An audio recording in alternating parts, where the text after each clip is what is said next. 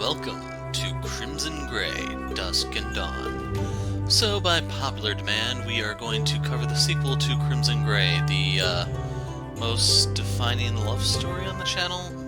We'll call it that. So, this picks up after the previous game has ended, and there's quite a bit of important stuff in the previous game, which I highly doubt they're going to cover in this one, so you really should play the previous one to understand what is entirely going on. Now, in this game, we're supposed to be following Lizzie, the blonde girl there that you see in the picture, compared to the first game where you follow John, the dull-looking guy. Now, as far as I know, this one doesn't have any type of sex scene or anything in it like the first one did. I don't know if that's the case, but if there is, I'll either mosaic or cut it out. I don't know just yet. I have to see how bad it is. But otherwise, let's hope we have a nice, clean, bloody story here for us. Without further ado, let's jump right in. Right here they tell you it's a direct sequel to the original Crimson Gray, and it'll make less sense if you didn't play the first one. I'm gonna count that as a positive thing, because they're at least trying to make it make sense.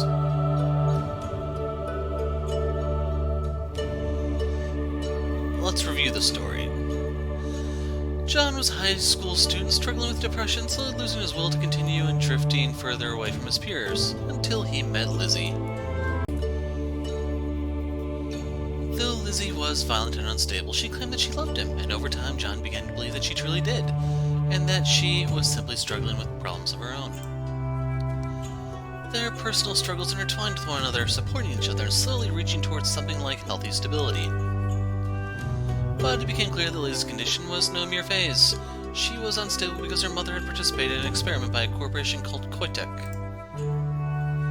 John came to realize that Lizzie would never be a normal girl, even if he accepted her love. And worse, KoiTec was becoming aware of Lizzie's existence, and not about to let her go so easily. It didn't end well. When it came to the moment of truth, John accepted Lizzie as she was, even with her instability. They managed to escape KoiTec and ran away together. But though they had escaped from the reach of KoiTec, can they actually build a life together when things are peaceful? Can Lizzie remain stable when there isn't a threat for her to fight? Can she be a truly supportive partner to John? That is what this story is about. College days unlocked already. The melancholy melody echoed within her, and Lizzie clung to it. There was a time when the melody hadn't been within her, though she preferred not to think about that time. That was before she met him. The melody was sad, but it was his, and so she loved it, and it was certainly better than emptiness. Lizzie had expected that meeting her special person would change everything, and it had. But to her surprise, it hadn't happened all at once. Instead, they both grew and changed, their life together becoming ever more wonderful, and her mind growing to encompass it. Yet, she had a difficult time pinpointing exactly when she had first heard the melody. It would have been romantic if it had appeared at some momentous occasion, such as when she met him, or when they first made love, or on some future day when they were finally married. But instead it had slowly emerged, whispering at the edges of her mind. Smiling to herself, Lizzie began to contemplate the beginnings of the melody more thoroughly, but at that moment her world was disrupted by two people approaching her. Her eyes flickered over their substances' bodies, analyzing everything about them. She distantly knew the girl's name, had only seen the boy on several occasions, both sophomores like John and her. No physical threat. Lizzie had seen the two of them holding hands on the campus screen, and from pupil dilation judged them to be a couple, so unlikely to be a threat to her relationship. But now that they were approaching her, she put on her usual smile and considered them more carefully. The boy was normal enough, but the girl, she was rather pretty, and she dressed fairly well. It would take so little for her to try to show off what she had. Was that a teasing glint in her eye? Lizzie's smile widened just a bit, and she reclassified the girl as a minor threat. Hey, sorry to interrupt, it's Lizzie, right? That's right, nice to meet you. She responded politely as they introduced themselves, only tracking the information for future reference. Once putting on a friendly mask had been difficult for her, an imitation of something she'd only observed. Now she could fake it more easily, mirroring real emotions she had when she was with him. It irritated her to waste her smiles on random people who didn't matter, though, So as soon as possible, Lizzie encouraged them to get to the point. We're trying to start a social thing for other couples on campus. They may be about the same age, but hanging out with single college kids just isn't the same, you know? We don't have many people yet, so if you have any ideas, we're open to them. Either your husband's name is John, right? Why did she know his name? Lizzie's smile became brittle as she stared over the girl again, searching for the slightest tick that might give her away. She played it off like she wasn't sure about his name, but she knew. Lizzie was sure of it. Perhaps her analysis of their threat was wrong. She had dismissed them as a couple, but neglected to consider how impure most love was. The girl might ignore her partner and target John. Or they could be one of those sexually adventurous couples she'd read about, prowling for other couples. Lizzie had not given a single real thought to the subject until that moment, when bloody hatred clawed itself out of her soul. Just as she was about to let those emotions leak out onto her face, Lizzie heard the melody again over the beating of her heart, sad but calm. She wasn't sure what John would say to her, but the thought of him soothed the growing rage. It was also possible that the girl hadn't wanted to seem too forward, like they had been tracking them. Checking their faces more carefully, Lizzie saw hints of nervousness and forced casualness. She set aside her main concern, flagging it as a potential problem for future consideration. Only a tiny fraction of a second had passed. Lizzie gave them both an apologetic smile. That's very kind of you, but it's hard for us to have much of a social life. We're trying to get our degrees quickly. That's a shame. The offer is still open, though. Let your husband know, okay? Okay. With that, Lizzie brushed past them as quickly as she could without seeming rude. Despite the potential threat and new source of danger to consider, she also felt a little warm. People thought they were married. They were often together on campus, but Lizzie had thought she'd restrained the majority of her affection for when they were alone. The warmth drained away slowly as Lizzie went about her business, though. They still weren't married. John was willing to tie the knot, but the thought of it made her heart leap into her chest. It had nothing to do with the idea of being with him. Lizzie berated herself for the very thought, and everything to do with how she was sure that the wedding would draw bad luck to them somehow. At first, she hadn't wanted to get married because she was afraid that the official record would draw KoiTec down on them somehow. But over 2 years had passed since the violent incident, and it was clear that they had escaped. Enrolling in college hadn't drawn any negative attention either, so it was safe for them to get married. And yet, something would go wrong. Even if they didn't invite anyone, she was sure that someone would ruin their day. And while no one could possibly ruin their relationship, she would only have one wedding day, and she wanted it to be perfect. Suddenly the people around her were too many. Faceless, soulless creatures moving past her indifferently. The drone of their voices drowned out the melody. Stopping in place, Lizzie frowned, struggling to regain it, but his melody had drifted out of her mind, and no amount of thinking about the joy she felt with him would bring it back. Checking the time, Lizzie decided that she had thought enough before she needed to get to class. Normally she preferred to arrive early, but that was no longer her priority. The gentle buzz of class, which she usually found passable, if a pale second of being with him, would now only disrupt her.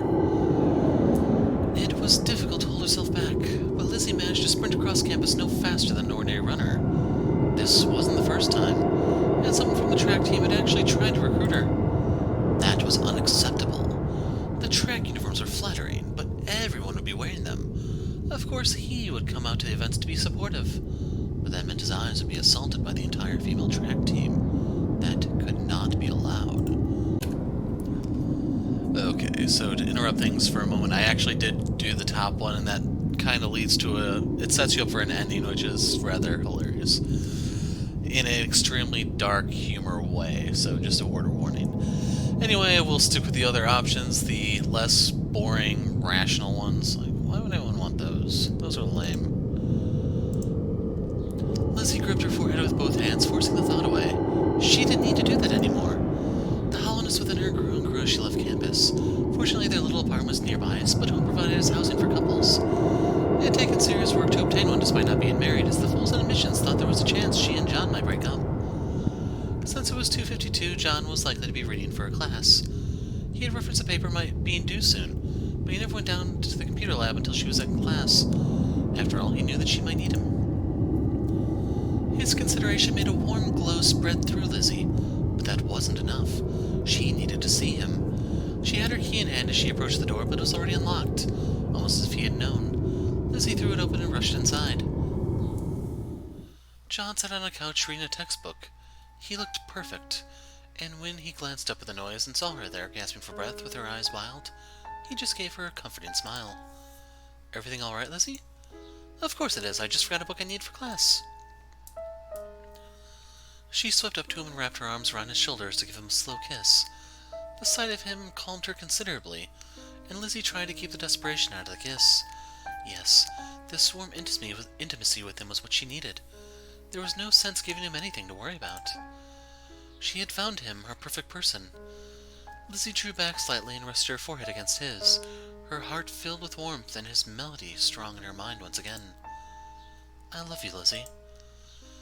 It made her heart flutter just as much as the first time he'd said it. "I love you too, John, more than anything." But as happy as she was to reply, she sensed that something wasn't quite right. There was a bit of tension in his eyes. Was he carrying some weight? Depression? Had someone done something to him? No, Lizzie realized that wasn't it. He was looking at her with concern, having sensed some part of her neediness.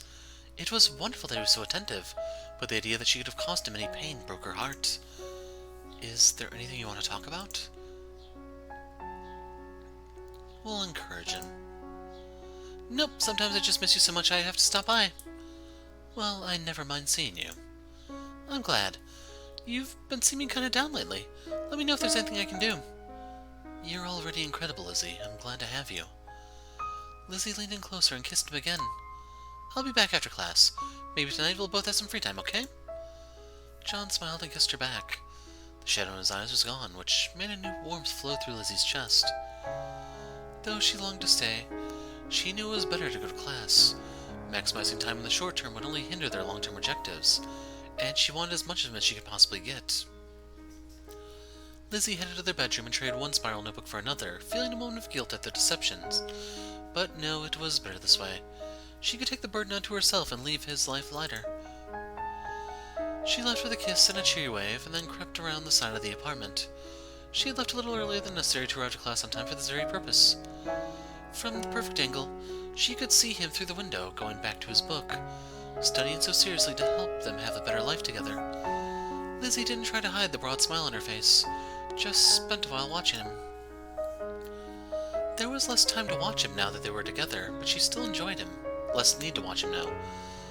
Once she had been observed, and the other girl had made the despicable assumption that Lizzie was concerned that he would cheat on her. As if such a thing was possible. As if she needed any reason except to look at him. She did like to observe him sometimes to make sure he wasn't sad again.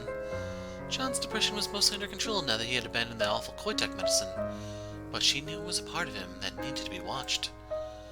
The thought of his inner sadness made Lizzie want to run back inside and kiss him again, forget class, and just spend the time making love until he looked only happy and relaxed. Reluctantly, Lizzie pulled herself away and headed toward the lecture hall. John was mentally healthy. He wouldn't forget about her love just because she was away for a little while. She had made sure of that. She arrived just a little late, but it was a relaxed university and no one cared too much. Lizzie carefully sat out her books and focused on the lesson. There were worse things than classes. If the universe declared that she couldn't spend every single moment with him, she needed something else to fill her time. With a few exceptions like psychology, classes weren't obnoxious at all. A few even provided knowledge that might have utility in the future. And all of it had some utility in getting them closer to their degrees. Once it had been difficult for Lizzie to think about such long-term plans, but now she could see how both of them earning their degrees would help them create the life they wanted. But after that, things became more tangled in her mind. She wanted to be with him. She wanted whatever he wanted. But he was convinced that they should take jobs in the industry, play some small role in preventing pharmaceutical giants like KoiTec from doing anything as terrible as they'd done at their old high school. Or the experiment they had done that had led to Lizzie's existence. The idea that John wanted to make sure there would never be anyone else like her. That she would be the only one. It made her tingle all over. She didn't think he would approve of that thought, but she liked it so much that she kept it to herself. But the idea of getting involved with KoiTec again, even indirectly, still left her. She wanted what he wanted, of course. A life together. They would have that no matter what they chose. It would be fine. For once, Lizzie set such thoughts aside and focused fully on class. After the lecture finished, Lizzie practically skipped out of the hall. It had been her last class of the day, and John had likely finished the work they needed to do in the computer lab. That left them the rest of the day to themselves. So she wouldn't have to leave them again. Lizzie stopped by the store first since they were low on food. It hurt her pride as a cook that they had to eat ramen, but money was tight. The least she could do was purchase cheap vegetables and enhance the experience. As she picked out appropriate ones, Lizzie carefully kept track of her spending versus the amount of money she had left. She had aged out of child support. Not that the man who impregnated her mother had ever been reliable, which, combined with college expenses, left her in a more difficult financial situation than ever before in her life. She was careful to add everything up in her head so that she still had enough money to drop by the pharmacy after getting their groceries. There was a small, locally owned one where she felt comfortable getting John's depression medication, though it seemed to be getting more expensive these days.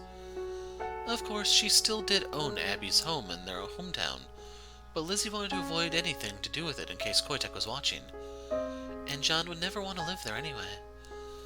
Perhaps, after they graduated, she could sell the house for a down payment on one of their own. That idea gave her a pleasant hum of emotions as she finished her errands and headed back home, still with a spring in her step. But when Lizzie arrived, she found the door locked. She quickly pulled out her key, adding another scratch mark to the lock before successfully opening it. The apartment was empty, briefly making her heart hammer in her chest. There was a note on the table and she seized it, eyes flickering over the words. John had gone to the computer lab and said he hoped to be back before she was, but that it might be longer. So she had an explanation. But even as Lizzie breathed a sigh of relief, part of her mind began to churn with other thoughts. What if this was some kind of excuse? No, John would never do such a thing. Never. Lizzie crumpled the paper in her hands, then nervously tried to smooth it out again. John would never betray her. She knew that now, carried that fact tightly in her heart. But the world was filled with awful people, terrible women who might try to seduce him. And even if he pushed them away, the idea of one of them laying a hand on him. And what if KoiTec got hold of him somehow? They'd already tried it once to use him to get to her. She thought they were safe now, but what if she was wrong? Once, Lizzie might have flown out the door and hunted him down until she could be sure that he was safe. Now, she found herself pacing, fingers tangling in her hair as she tried to quiet the thoughts screaming in her head. On a whim, Lizzie grabbed the extra spiral notebook she'd taken and slapped it down on the table. She began furiously writing everything in her head, letting the thoughts out to give herself a little relief. She'd done this once before she'd met him, just like she collected pictures of him. Now that she had the real thing, she'd neglected such habits, but they had helped her once. Perhaps they could again. Finally, she was done. Lizzie took a deep breath and looked over the page of furious scribbling. Some of the thoughts there embarrassed her. She needed to trust him utterly, but it was good to get them out of her head and onto paper. She felt calm again, and the memory wafted from the deep recesses of her soul. The place where she kept him, comforting her even now. Though the page was a mess, she had returned from the edge. Lizzie realized that she was gripping a knife in her other hand. After a pause, she set it down. Though her mind was clear, she still wasn't sure what to do. Obviously, John would never cheat on her. He had been very considerate to leave a note, and no doubt that explained the situation. It was also unlikely that anything terrible had happened to him. She still missed him, though, and wanted to go drown the rest of her fears in his presence. It was possible that he would be unhappy if his work had gone on too long, and might be happy to see her. Lizzie closed the notebook and put it with her others, considering what she should do. So real quick, if you chose to kill the track team, you have the option here to actually kill a member of the track team, and that will end the game. It just kind of ends. So yeah, we will trust him. It made her anxious not to take action, but Lizzie kept herself from leaving. Instead, she set about making dinner, trying not to watch the door or listen too closely for his arrival. Lizzie set about cutting up the vegetables, removing the bad portions and reducing the rest to appetizing chunks. Her knife flickered satisfyingly, perfectly balanced for her hand. They might need to make do in many ways, but she had excellent kitchen knives to work with. Even when money was tight, he had never suggested selling her knife collection. She would have, though, would have gladly sold every knife and every single thing she owned for his sake. Knife still flying, Lizzie frowned to herself. No, that wasn't right. She'd need her axe and a few knives to defend him properly. Plus, John wouldn't want her to give up everything like that. Considering such warm thoughts, Lizzie flipped her knife around her hand a few unnecessary times as she finished cutting. Not the kind of thing she could do in public, but at home there was no one to see her but John, and he wouldn't be afraid of her. It might be too early to cook anything, so Lizzie set the chopped vegetables aside and converted the rest into a salad. She smiled to herself, but realized that she was out of preparations. Her gaze wandered to the door. Fortunately, at that very moment, she heard his footsteps outside. Lizzie was torn between rushing to greet him and waiting by her work, which made her hesitate long enough for him to enter. Sorry, I got held back. That's no problem at all. I've got things ready for dinner. Looks like you've been busy. I'm really hungry, so is eating early fine? Of course. Since she'd done her preparations already, Lizzie just set the water down to boil and added a few other flourishes. John set the table and she beamed at him, happy to be working together. Eventually they both sat down together on opposite sides of their small table.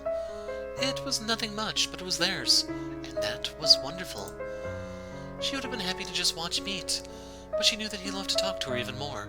The idea that he wanted her to open herself to him, even her darkest thoughts, always made her happy. But for today, she had nothing particularly dark on her mind. So you implied that you got held up in the lab? Mostly it was nothing unusual, just had to answer some questions. But Dan caught me at the end, wanted me to switch shifts at the library. He wanted me to do tonight, which I said wouldn't work, so we had to do some weird rescheduling. Hasn't that been happening a lot lately? Yeah, and I might be picking up even more shifts. Figure it can't hurt, right? No, but she didn't like him to be away from home more often. Lizzie had to admit that the library job was a good one, allowing him to study or read most of the time, but she still didn't like it.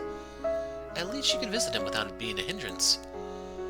Why did he feel the need to work so much, though? Lizzie had her own campus job, and the numbers of their debt weren't too awful thanks to scholarships. Would it be better if they could get rid of it? Maybe she should consider going back to the house and selling it after all. Though she considered asking him all those questions, Lizzie decided to hold back. John had many concerns of his own, and adding her anxiety to those might make him depressed again. She was stronger, so it was better for her to shoulder the burden. After dinner, they moved to the couch to work. It was a ratty old thing they'd gotten off a curb, but it was fairly soft and it served to hold them. They sat on opposite sides, each with their own textbooks, their feet touching in between. Just being able to be near him, so comfortably. Lizzie slid her feet against his leg and gave him a bright smile when he looked up at her. Immediately, to have sex before the moment could pass. But they had been together for 2 years, and moments like this were hardly a rare thing. Slowly her mind had learned that she didn't need to be desperate. The life she wanted with him was filled with moments like this, too.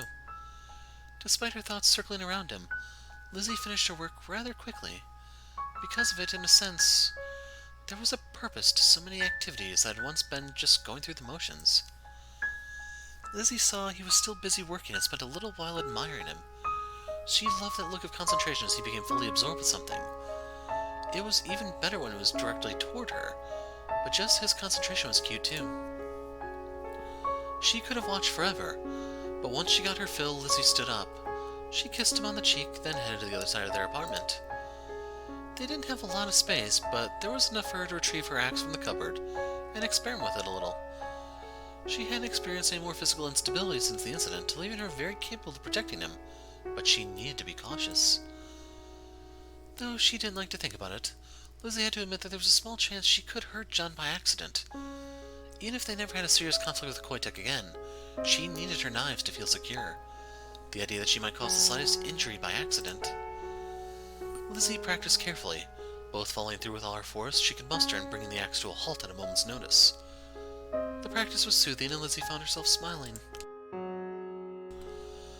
There had been a time in her life, after she found him, when it had been possible that she might harm him, in order to preserve their love, though those thoughts now struck her as alien and horrible. She would never hurt him, never. But that meant she always needed to be prepared. When Lizzie finished, she discovered that John was watching her. She had no doubt that her expression was far from inviting, as she had imagined cutting down threats to him. But he was watching her fondly. Lizzie beamed at him and returned her axe to its place. Are you done studying? For tonight, yeah. There's no point doing more since I can read at work tomorrow. Then? She drifted closer to him, smile broadening as she pored over his face. He wasn't too tired. He made a point of saying his work was done, and though he'd been watching her with gentle affection, she knew there was more there. Lizzie eagerly slid down into his lap, her body pressed up against his. Soon she could feel the proof of his desire in his pants, and she cooed happily. But though he put his arms around her waist, his eyes still watched her carefully. I know you need to get up early tomorrow, though. Do you want to? And here's your choices. Grinning, Lizzie leaned in closer and kissed him. There had been so many small kisses throughout the day, each adding a little warmth inside her, and now she returned it all, kissing him deeply and passionately. His hands tightened on her waist, holding her a little closer. Most of the hesitance and uncertainty were gone now, since they were familiar with each other's bodies. She had never had trouble needing him too much to be hesitant. But John moved more slowly. It sent a thrill through her every time he touched her confidently. Lizzie bent closer to him, and there was a loud knock on the door. Her eyes narrowed to slits, and she glared murder toward the entrance. We don't have to answer. Another knock, louder. No, ignoring it was not an option. Lizzie sprang up from his lap and wrenched open the door. The boy on the other side was someone she recognized from one of John's classes. John said he was intelligent, and Lizzie didn't find him annoying, so under normal circumstances he was fine. At the moment, she felt only rage toward him, barely contained within her smile. He was physically fit, but no threat. Her axe could be in her hand before he... Hey Aaron, what's up? You guys want to check the news? Francesca Kelsey's gonna... Seriously, just do it. It took Lizzie an anxious moment to identify the name. A public figure. Not someone they knew. Related to the pharmaceutical industry. Not an immediate threat, but an annoyance at the moment. The news seemed to matter to John, so he headed to turn on the salvage TV in the corner. Lizzie reluctantly acknowledged that Aaron was going to be an entity in their life, at least for a little while, and allowed him to step inside.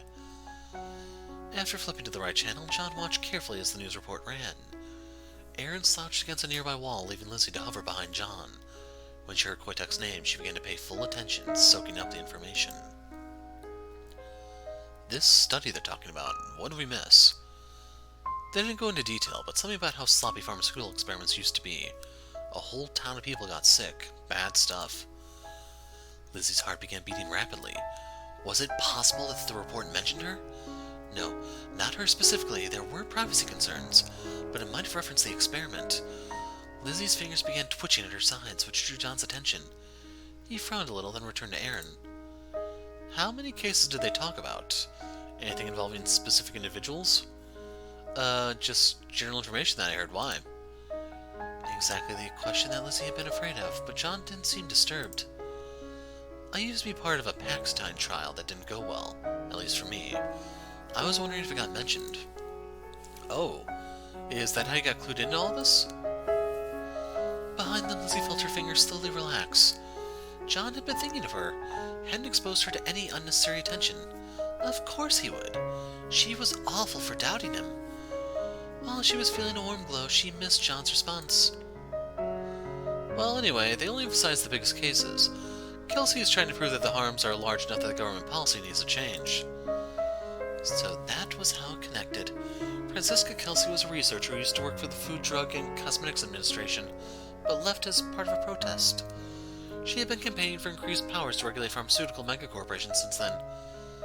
Lizzie didn't have many opinions about politics, but she approved in this case if it did damage to KoiTec. She had never seen the woman herself, though. Lizzie watched curiously until the news station played a clip of Francesca speaking about the report, then began chewing on one knuckle. Though Francesca appeared serious and dressed professionally, she was too young for Lizzie's taste. Maybe it was fine for John to pay attention to her since she was doing important work related to both of them, but his attention focusing on anyone else made Lizzie anxious. This is good to know, but why'd you run over here? The congressional debates are going to take forever. Oh, that wasn't the urgent part. They said it earlier. Kelsey's going on speaking to her to try to raise awareness of the issue, but not all locations are set. We need to get her on campus, man. I get it. I don't know how much help we can be, though. Well, and I wanted to ask you if you joined again. We need more people to lead this if we're going to gain any momentum. John hesitated, looking toward her. His mouth had opened slightly as if to ask something, but he saw the tension in her eyes. Aaron looked back too, but Lizzie had pulled her finger from her mouth, and he couldn't see past her smile. It's going to be hard for us to commit to that, I think. But keep us informed about what happens, alright? Alright, I won't press. I'm gonna get Kelsey here, though. Surely we're a big enough campus. While John made small talk and walked Aaron out, Lizzie stayed in front of the television and kept watching the broadcast. KoiTec had tried to take John away from her. She had feared 1,000 things, and many times he had calmed her fears, but back then, she had been absolutely right. An intellectual part of her knew that it was a huge organization, a huge corporation, manufacturing many common drugs. Not all of them were as ill-advised as Paxtine. Not every experiment was harmful. And not every employee could be as terrible as Mrs. Smythe. It didn't matter. Lizzie hated all of them. But she couldn't hack apart the entire corporation, so she had no choice but to hope that something could be done.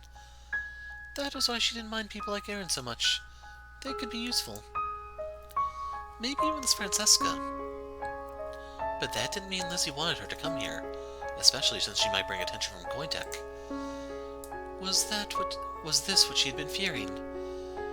That was why they couldn't get married. Not with an event like this looming in the future. Not while something could go wrong. All too soon the broadcast moved on to other subjects. Though the pharmaceutical giants were becoming increasingly important in everyday life, they were still usually ignored compared to the banal celebrity news. Lizzie didn't care about that, since random foolish celebrities wouldn't attract John's eye. She still moved to turn the television off, though. When she turned back, she discovered John watching her with concern. She had been aware that Aaron had left, of course, but that was at the periphery of her thoughts. Only now did she reflect on the amount of time that had passed. Are you worried about it? I'm just afraid something will happen. KoiTec will be watching. John approached and wrapped his arms around her. Lizzie eagerly let herself rest against his chest. Maybe, but everyone will be watching. Francesca Kelsey is one of their main political opponents, so they have to know that anything around her will be scrutinized. Even if Aaron gets her to come, I'm sure it will pass without incident. That was logical. It was probably true. And though Lizzie cut and recut his sentence 12 different ways, she didn't discern any real affection when he spoke the other woman's name. She was just a political figure working on an important case. No more. She wasn't the threat. I know, but the reminder has me feeling so stressed. I understand. Let's just get some sleep, okay? Too late. Lizzie realized that she had worked against herself. Though she felt anxious and twitchy now, if he had initiated again, she would have happily welcomed it. Sex would have let her take her mind off everything else for a time. But now, he would just worry that she was only doing it for his sake. And as much as she tried to convince him otherwise, it might trouble him. And that always made things less enjoyable. Accepting the way things had gone, Lizzie smiled warmly at him and pulled them toward the bedroom. Please hold me until I fall asleep. As they lay together, Lizzie curled up against his side. She began to feel calm again. Being near him always generated deep warmth within her, and just lying in his arms like this was peaceful bliss. Maybe John had been right, not to have sex that night. Her love for him was depthless, but she wasn't as perfect as he deserved. Sometimes her mind wouldn't cooperate, or her past got in the way. What she needed most now was to lie here with him, together.